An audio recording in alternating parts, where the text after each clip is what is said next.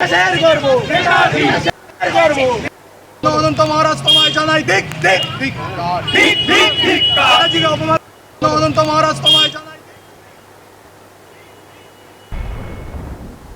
অনন্ত মহারাজের সাংসদ পদ খারিজের দাবিতে কোচবিহার শহরে মিছিল আম আদমি পার্টির। নেতাজি সুভাষচন্দ্র বসুকে নিয়ে কুরুচিকর মন্তব্যের অভিযোগকে কেন্দ্র করে কোচবিহারের সরব হলো আম আদমি পার্টি। বিজেপির রাজ্যসভার সাংসদ তথা কোচবিহারের স্বঘোষিত মহারাজ অনন্ত মহারাজের সাংসদ পদ খারিজের দাবিতে মঙ্গলবার কোচবিহার শহরে মিছিল করেন দলের কর্মী সমর্থকেরা। আম আদমি পার্টির অভিযোগ, নেতাজিকে নিয়ে অনন্ত মহারাজের মন্তব্যের পর মুখ্যমন্ত্রী শুভেন্দু অধিকারী বলেছিলেন আইন সবার জন্য সমান। এরপরই ওই মন্তব্যের প্রতিবাদে অনন্ত মহারাজের বিরুদ্ধে আইনি ব্যবস্থা নেওয়ার দাবি আরও জোরালো হয়।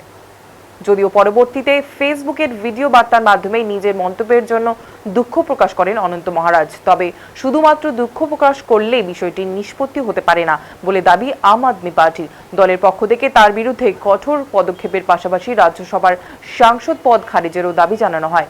মঙ্গলবার রেলগুমটির সংলগ্ন এলাকা থেকে মিছিলটি শুরু হয়।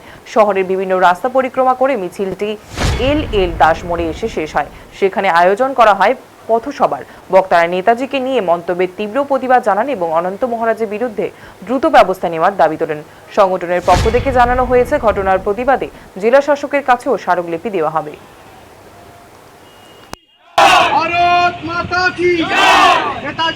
আজকে কর্মসূচি ছিল, আপনারা জানেন যে কুচবিহারে বিজেপির সাংসদ, রাজ্যসভার সাংসদ নগেন রায়, যিনি নিজেকে কুচবিহারের মহারাজা বলেন, শ্রী অনন্ত রায় মহারাজ, উনি নেতাজি সম্পর্কে, আমাদের দেশনায়ক নেতাজি, তার সম্পর্কে যে কুরুচিপূর্ণ মন্তব্য গত কয়েকদিন যাবৎ করে যাচ্ছেন, তার প্রতিবাদে ওনার পদত্যাগ বা রাজ্যসভা থেকে ওনাকে বহিষ্কারের দাবিতে আমাদের আজকে একটা পদযাত্রা ছিল রেলঘুমটি থেকে, এবং ডিস্ট্রিক্ট ম্যাজিস্ট্রেট অফিসে একটা ডেপুটেশন দেওয়া হয়েছে ওনার পদত্যাগের দাবিতে। তারপর আমাদের কাজবাজার মোড়ে একটা পথসভা করা হয়েছে।